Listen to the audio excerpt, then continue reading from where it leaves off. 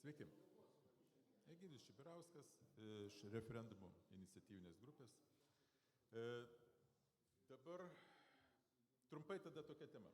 Referendumai kaip paskutinis teisėtas tautos veikimo būdas.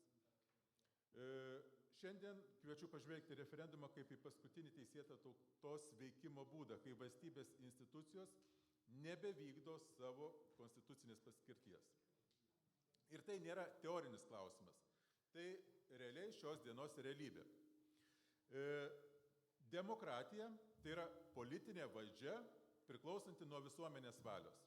Demokratiniai valstybei piliečiai veikia per rinkimus, atstovaujamai valdžią, teismus, administracinės procedūras, tačiau visa tai veikia tik iki tol, kol institucijos tarnauja žmonėm. Tai yra paklūsta piliečių valiai, o ne šitą valią filtruoja, riboja ar atideda. Kai institucijos ima sakyti ne dabar, ne taip, nėra teisinės būtinybės, čia aš cituoju iš to, ką mes gaunam raštuose, demokratija tampa sąlyginė. Būtent tam konstitucijai ir egzistuoja referendumas kaip saugiklis, kai kiti mechanizmai jau nebeveikia. Konstitucijos 2 straipsnis aiškus. Suverenitetas priklauso tautai. Tai yra aukščiausia valdžia priklauso tautai. 9 straipsnis papildo svarbiausi valstybės ir tautos gyvenimo klausimai sprendžiami referendumu. Tačiau Konstitucija nepasako, kad institucijos gali spręsti, ar tauta pakankamai brandi. Referendumas reikalingas tik tada, kai, pavyzdžiui, patogu VRK, Vyriausiai rinkimų komisijai. Piliečių iniciatyva turi būti keliama tik tada, kai yra teisiškai būtina. Čia iš VRK ir teismo sprendimų, cituoju. 2026 metų sausio 8 dieną, tai yra prieš 2 savaitės kažkur, VRK pateiktame atsakyme mūsų piliečių iniciatyviniai grupiai atsiskleidžia labai aiški pozicija. VRK teigia, kad mažesnis parašų skaičius referendumą inicijuotų diskredituotų referendumą, piliečių iniciatyva taptų pernelyg lengva, referendumas būtų prilygintas paprastai įstatymų leidybai, tai neva keltų grėsmę konstitucijos stabilumui. Tai reiškia viena, referendumas suvokiamas kaip pavojus sistemai, o ne kaip tautos teisė, kaip mūsų piliečių teisė. Paradoksas akivaizdus. Konstitucijoje aukščiausia valdžia tai yra suverenas tauta. Praktikoje institucijos sprendžia, kada tauta gali kalbėti ir kokius klausimus gali spręsti. Ir čia prieiname esminį momentą. Šių metų sausio 14 dieną, tai prieš 10 dienų, Lietuvos vyriausias administracinis teismas priėmė istorinį sprendimą ir įpareigojo VRK suteikti referendumo iniciatyviniai grupiai prieigą prie elektroninių parašų. Pripažino, kad be šios pareigos iniciatyva negali realiai veikti. Nurodė pakeisti referendumo vykdymo datas. Ir tai nebuvo rekomendacija teismo, tai buvo sprendimas, privalomas teismo sprendimas. Pagal įstatymą šitas sprendimas turėjo būti įvykdytas per 5 darbo dienas. Tačiau kas įvyko? VRK sprendimo nepriėmė, prieiga nesuteikta prie elektroninių parašų, datos nepakeistos, VRK posėdis net nesušauktas. Tai reiškia, kad pirmą kartą atsidūrėm situacijoje, kai institucija, kuri administruoja demokratinius procesus Lietuvoje, ignoruoja teismą. Ir tai jau nebe ginčas dėl procedūrų, tai konstitucinės santvarkos pažeidimas. Jeigu piliečių iniciatyva blokuojama, referendumo mechanizmas ribojamas, teismo sprendimas nevykdomas, tada klausimas paprastas. Kas tada valdo valstybę? Kas Lietuvoje iš tiesų ta valdžia yra? Atsakymas irgi pakankamai aiškus. Neaišku kas. Kada valdžioje tvyro chaosas, vienintelis teisėtas ir taikus kelias piliečiams lieka imti valdžią į savo rankas ir spręsti patiems. Kitaip tariant, referendumas tampa ne pasirinkimu, o paskutinė galimybė. Svarbu pabrėžti, kad referendumas tai nėra kažkoks maištas. Tai ne smurtas, ne anarchija, ne sistemos griovimas. tai stabilizuojanti demokratiją priemonė, kada piliečiai sako, mes naudojamės tuo, dėl ko patys sutarėm, kada priėmėm konstituciją, tai yra, konstitucija yra mūsų visų tarpusavio sugyvenimo sutartis, dabar mes patys spręsim ir bus taip, kaip nuspręsim. Kai institucijos ima bijoti referendumo, jo iš tiesų sako, mes bijome atsakomybės, mes bijome tvarkos, mes bijome tautos.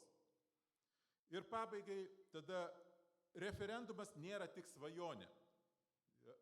Tai yra kasdienis sunkus darbas ir šitas darbas, jis turi savo kainą, kurią turim sumokėti kiekvienas, kuris nori spręsti pats.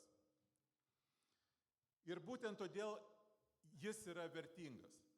Jis parodo, ar tauta dar turi valios, jis parodo, ar yra tų, kuriems rūpi, kad valstybė išliktų demokratinė. Šioje salėje matomas vaizdas geriau nei bet kokie kiti žodžiais atskleidžia, kad taip, tauta dar turi valios ir taip, Lietuva išliks demokratinė. Ačiū už dėmesį, o dabar tiesiog kviečiu visus prie darbo ir kas nepasirašėt, kviečiu pasirašyti už naujas referendumo iniciatyvas prie stalo kampe. Jei turite elektroninį parašą, galite pasirašyti elektroniniu būdu. Taip pat galite registruotis rinkėjais už teisę atsiskaityti grynaisiais pinigais saugų įstatymai K23 LT svetainėje. O daugiau informacijos apie referendumus ir visą didžią dalį, teisingiau net ne visą, mūsų susirašinėjimą su VRK, mūsų kreipimus į teismą, teismo sprendimų, VRK sprendimų ir visą kitą informaciją galite rasti referendumai.eu svetainėje. Keliame viską, kad kiekvienas žmogus, kiekvienas pilietis Lietuvoje galėtų susipažinti, pats spręsti ir, jeigu nori, kelti naujus referendumus. Dėkui. Klausimų. Prie mikrofono būtų geriau. Parašai šiuo metu dar nėra renkami, nes Vyriausia rinkimų komisija nevykdo teismo sprendimo. O jeigu nori užsiregistruoti parašų rinkėjais, tai reikia užsiregistruoti K23 Konstitucijos 23 straipsnis .lt. Ten yra mygtukas registruotis parašų rinkėjais. Galima? Prašau. Kiek aš žinau, reiškia, Seimo narys Ignas Vėgėlė yra startavęs su iniciatyva, reiškia, rinkti, nes aš labai džiaugiuosi, kad mes surinksim 100 000 parašų, kiek aš žinau, per Lietuvos istoriją tik tai vieną kartą tas įvyko. Reiškia, bet Ignas Vėgėlė yra startavęs su iniciatyva, tai yra tą daryti pakeitimą per Seimą, nes daryti konstitucijos pakeitimą galima ir per Seimą. Tai mano klausimas yra, ar jūs buvo su juo susitikęs, ar jūs arba jūsų organizacija, ar aptarinėjot bendrus veiksmus ir ar išėjot, ar negausis taip, kad viena, reiškia, daro referendumą vienu keliu, kita grupė daro kitų kelių ir daro alternatyvą Lietuvai. Irgi užsinorėsim referendumas organizuoti kokį nors, ar bus trečias kelias, reiškia, tai ar jūs bandot apjungti, apie ką mes šiandien kalbėjom, tas iniciatyvas? Ačiū. Dėkui. Taip, bendraujam. Dabar buvo mintis dėl 150 000 Seime pabandyti skelbti referendumą. Nepasisekė, dabar kalba eina apie 200 000, kartelę sumažinimą iki 200 000. Ir tai būtų prieš kitus rinkimus, taip, suderint bandoma. Tačiau šiuo metu dar yra kitas momentas. Vyriausia rinkimų komisija draudžia rinkti, net neregistruoja referendumo iniciatyvinės grupės rinkti parašus. Tai yra, neleidžia iniciatyvos. Mes bandėme 50 000, tokią, kokia buvo 2023 metais, identiška. Dar kartą paskelbti. Net VRK net nesiteikė svarstyti šito mūsų prašymo registruoti referendumo iniciatyvinę grupę viešame posėdyje ir priimti sprendimą. Jie tiesiog atrašė, kad atsakymas suderintas su komisijos nariais ir viskas, kreipkitės į teismą.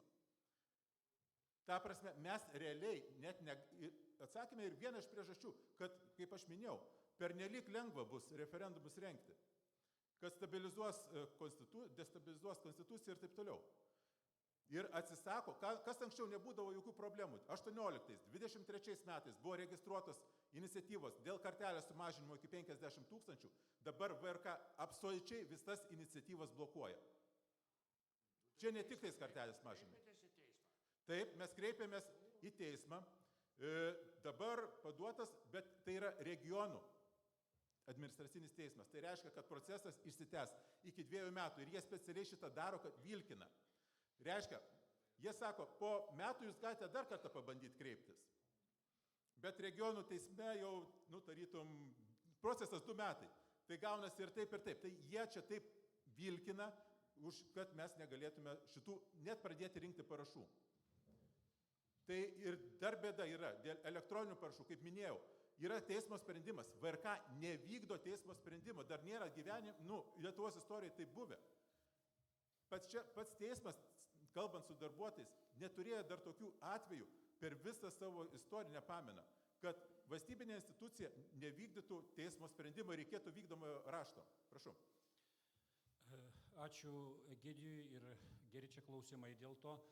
Aš taip pat esu iniciatyvinės grupės narys. Egidijau, galbūt painformuok čia esančius žmonės, nes minim tą žodį beprecedentinis atvejis po nepriklausomybės, kaip VRK nevykdo, bet tuo dar nesibaigė beprecedentinis atvejis.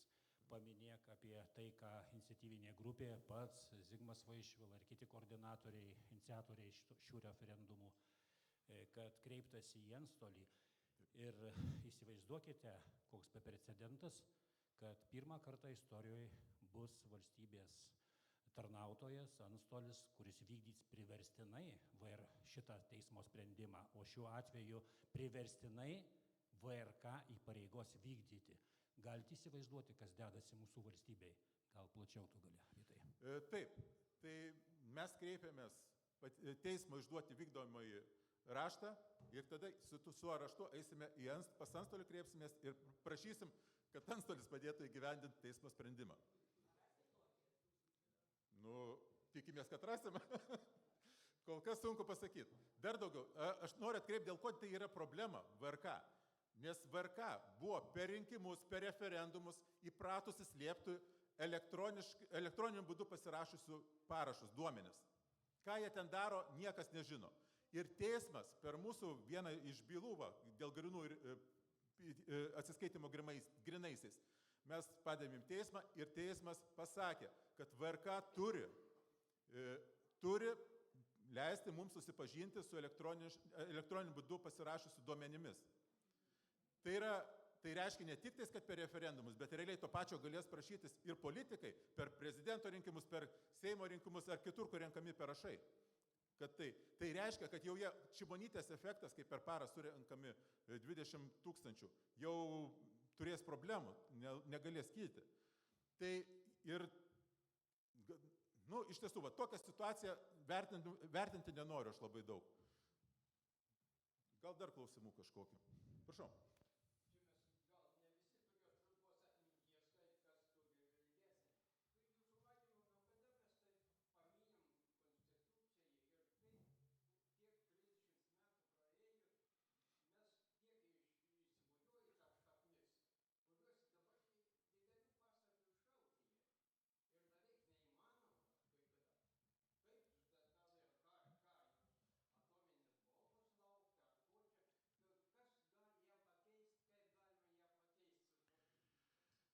Ačiū. Aš čia kaip tik vakar turėjau straipsnį skaičiau ir apie tai pamąstymas buvo.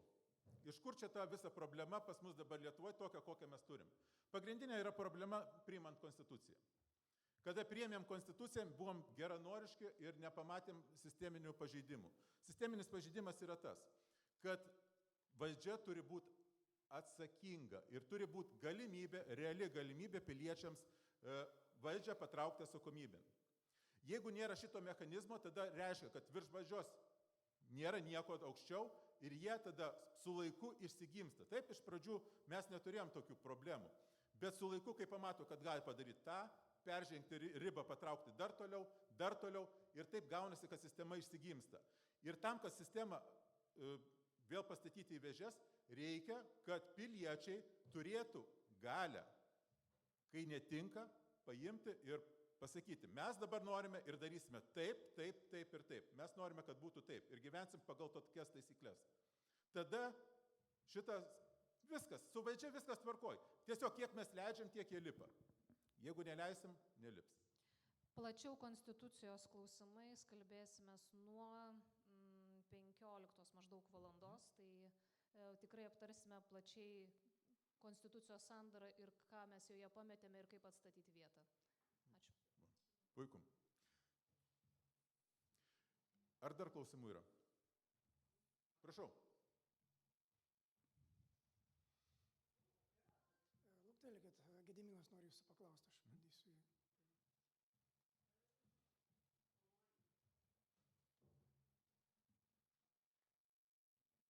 Vidutė gal galit prie to pačio, kol bandys prijungti. Aš galėčiau čia.